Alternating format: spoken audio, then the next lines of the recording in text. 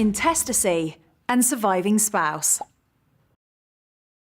If someone who was married or in a civil partnership dies without leaving a will, their estate is distributed under the intestacy rules. How it is divided depends on whether they left a spouse and children, or a spouse, no children, but parents or siblings.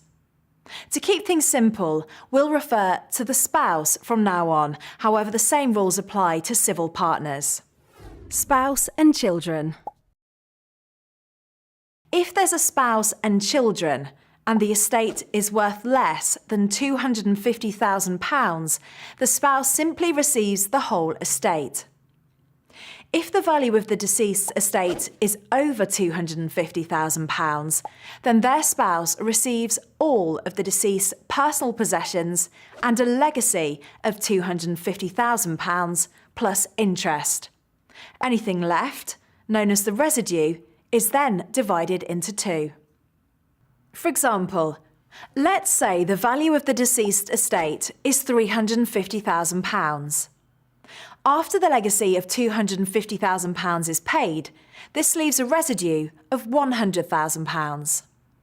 The deceased spouse then receives a life interest of half the residue, in this case £50,000.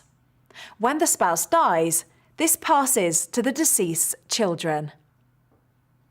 A life interest means that the spouse receives some benefits from an asset, for example, interest from a bank account, but they don't actually own the asset themselves.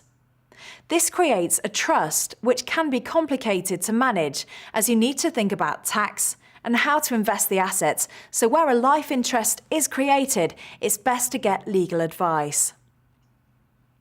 The other £50,000 goes straight to the children, although if they're underage, it should be held in trust for them until they reach 18.